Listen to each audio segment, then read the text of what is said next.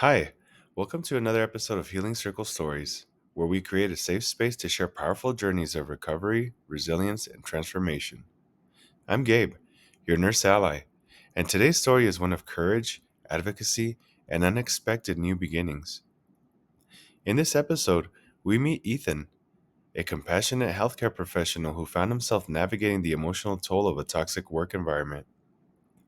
Demeaned and undermined by an attending surgeon who abused his power, Ethan became trapped in a cycle of doubt, fear, and frustration. But as the red flags of his second victim experience became impossible to ignore, Ethan made a choice to take a stand, not just for himself, but for everyone who's ever felt silenced or mistreated. What started as a difficult journey toward justice became a spark for something more profound, a new sense of purpose, and even the beginning of a relationship that changed his life in ways he never expected. Join us as we explore Ethan's story of standing up to toxicity, finding healing, and discovering the beauty of what can emerge when we choose to advocate for ourselves and others.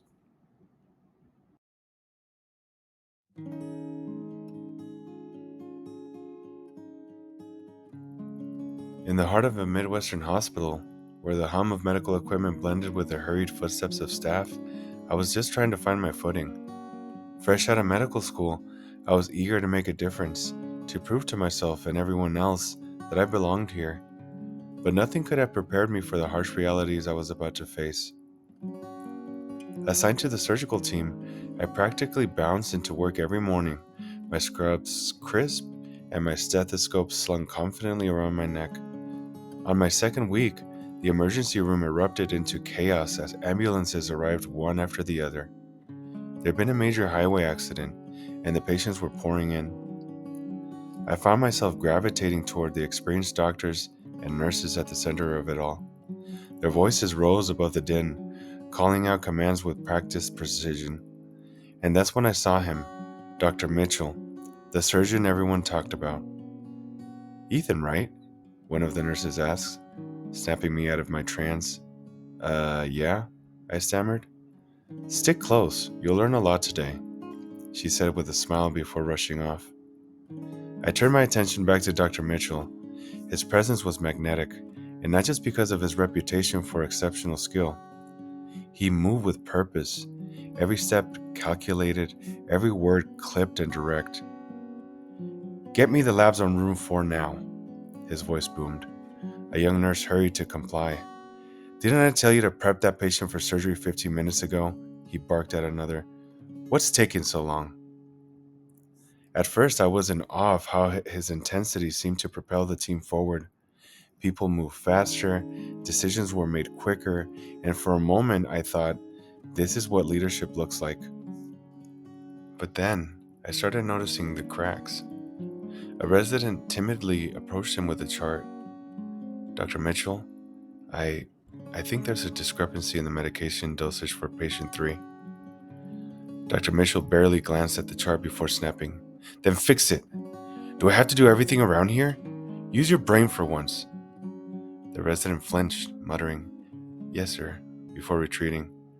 I swallowed hard, suddenly unsure if I should be standing so close. The air around him felt charged, like the calm before a storm. Minutes later, he turned to a nurse holding a set of x-rays. Why didn't I see these an hour ago? He demanded, his voice cutting like a scalpel. They just came in, she stammered, her hands trembling. Unacceptable, he shouted, throwing his gloves onto a nearby tray. This delay could cost a life. I wanted to step in, to say something, but I was frozen, caught between admiration and fear.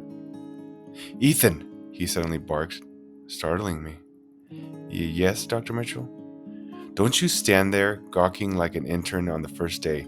Get over here and assist. My feet moved before my brain could catch up. I joined him at the operating table, my hands slick with sweat inside my gloves. Clamp, he barked. I fumbled slightly, passing it to him. Faster next time, he growled, his eyes narrowing at me. The procedure was successful, but the tension in the room didn't dissipate. As we left the OR, I overheard one of the nurses muttering to another. He's impossible to work with. One day, someone's going to break under this pressure.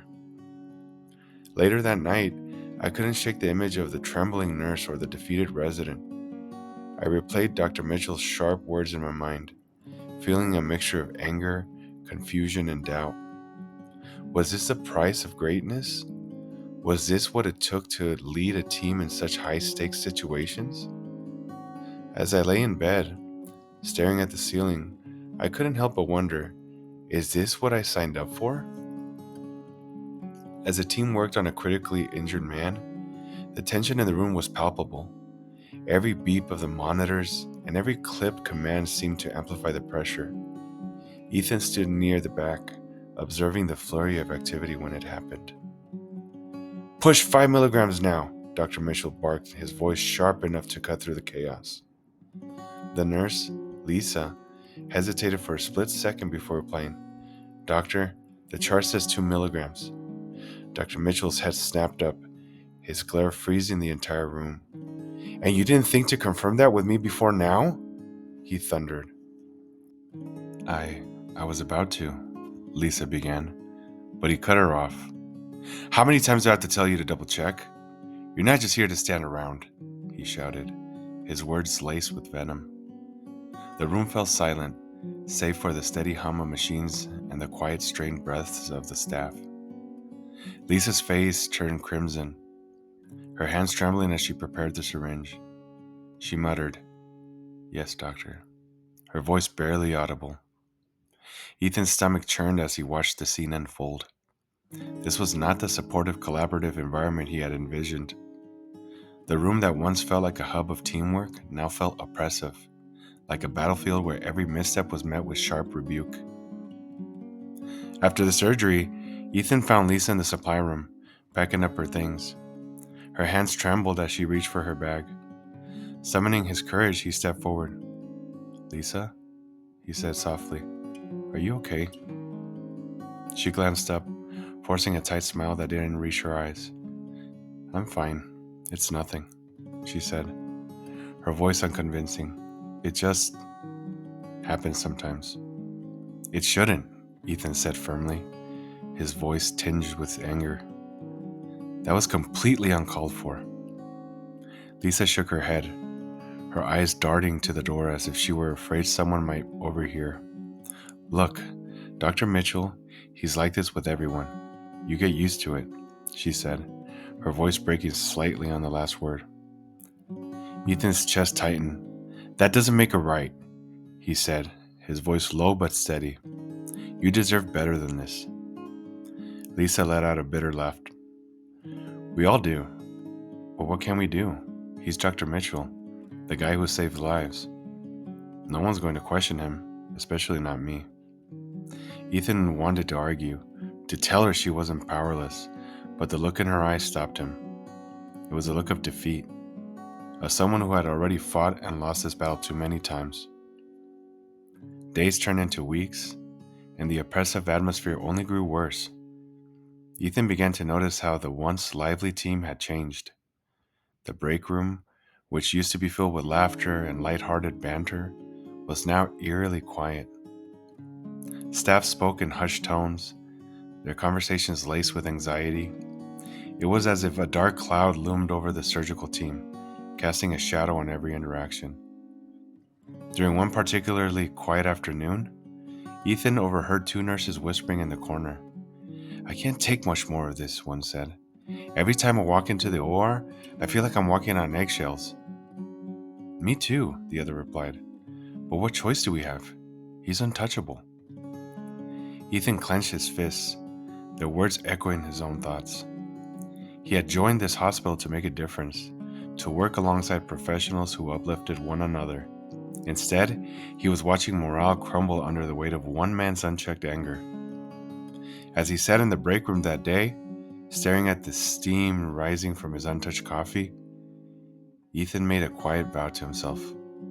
This isn't how it should be. Something has to change.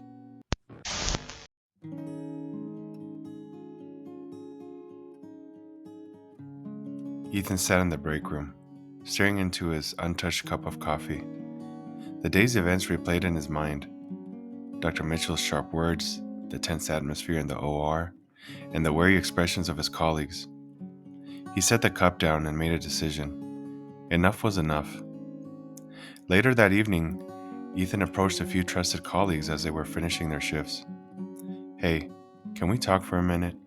he asked, his voice low but steady.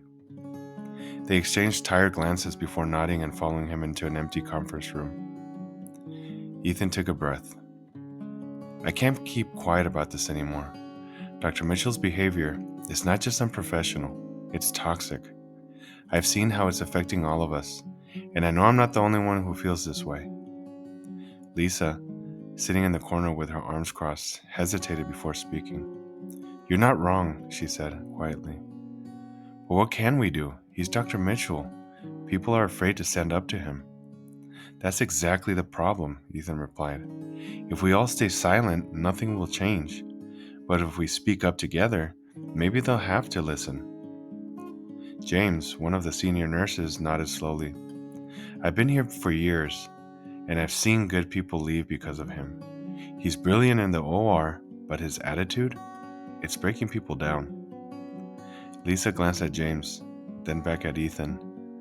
"So what do you want to do?" Ethan leaned forward, his voice resolute. "We draft a letter.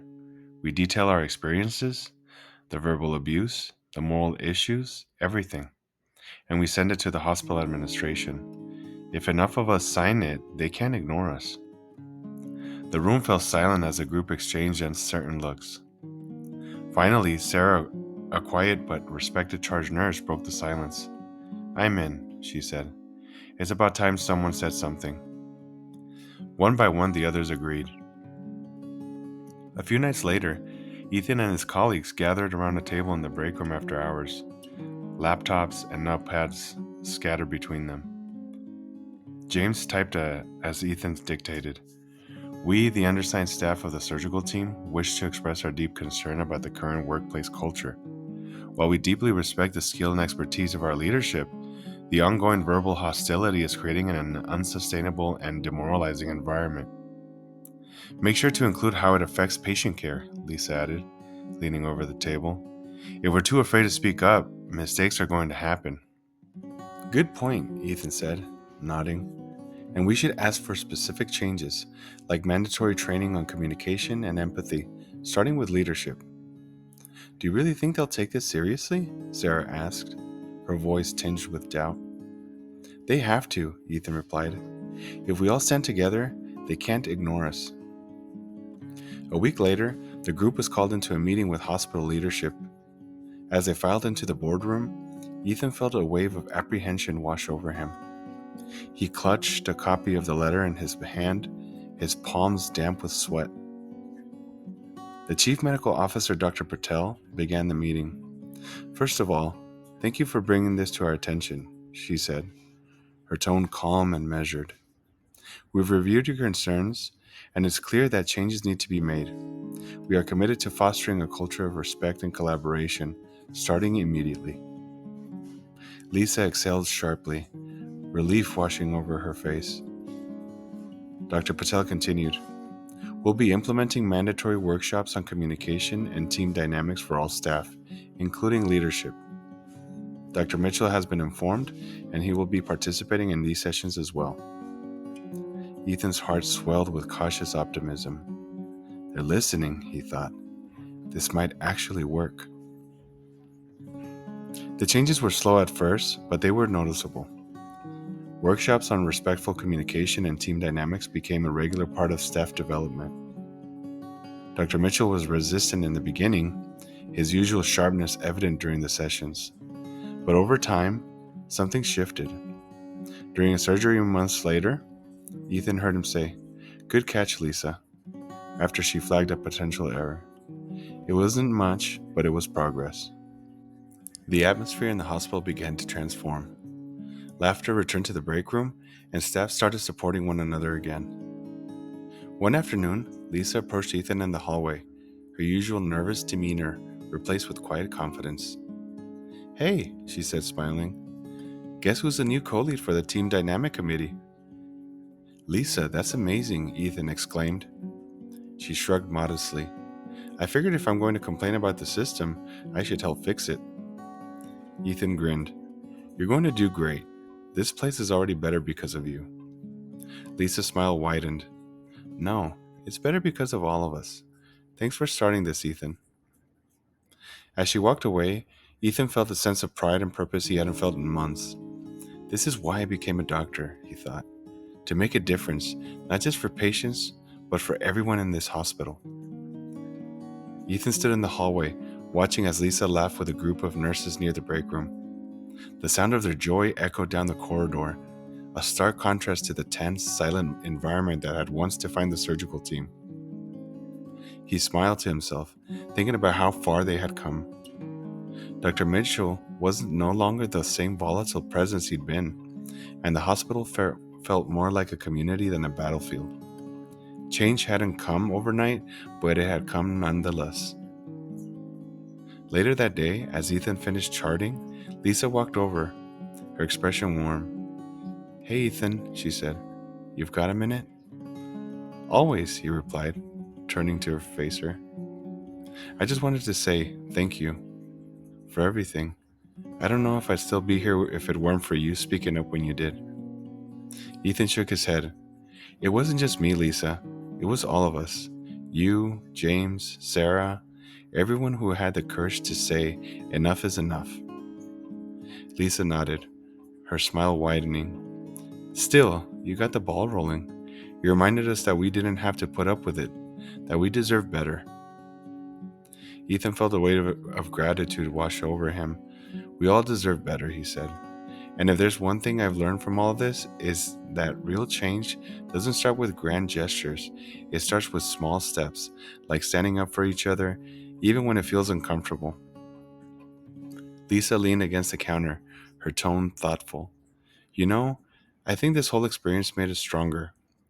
As a team, I mean. We're not just coworkers anymore, we're family. Ethan chuckled. A family that argues over coffee pods and complains about charting, but yeah, a family. Lisa laughed, shaking her head. Exactly. As she walked away, Ethan looked around the now bustling unit. The teamwork, the camaraderie, the shared sense of purpose. It was everything he had hoped for when he joined this hospital.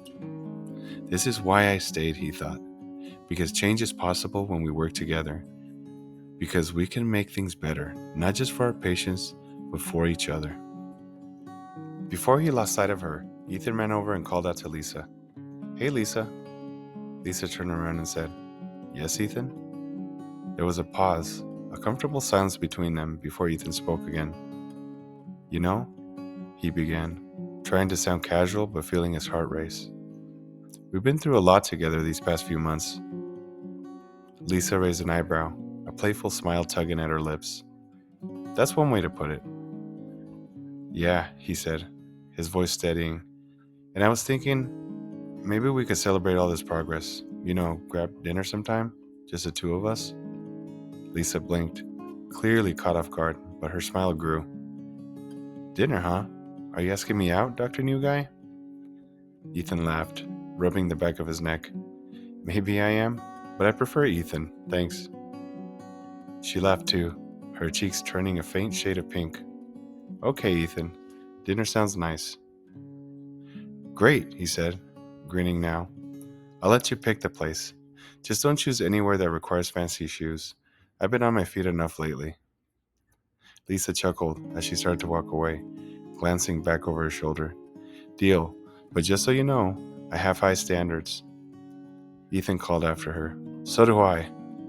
As she disappeared down the hall, he couldn't help but feel like this was the start of something new. Not just for the hospital, but for him, for them. He grabbed his bag, a lightness in his step that hadn't been there in months. Change doesn't just transform workplaces, he thought. Sometimes it transforms lives.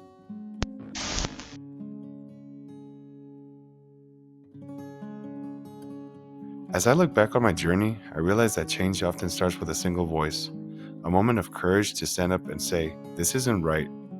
For me, that moment came when I decided to stop being a bystander and start advocating for a better environment, not just for myself, but for my colleagues, my patients, and the hospital I wanted to believe in. Speaking up wasn't easy. It was uncomfortable, even scary at times. But through unity and persistence, we created something extraordinary, a workplace that values respect, empathy, and teamwork. I learned that witnessing injustice doesn't have to leave you feeling powerless. It can be the spark that ignites transformation. Wow. Ethan's story is a testament to the power of courage, connection, and the willingness to stand up for what's right, even in the face of adversity. In a profession where the stakes are high and the pressures are constant, it's easy to feel like we're alone in our struggles.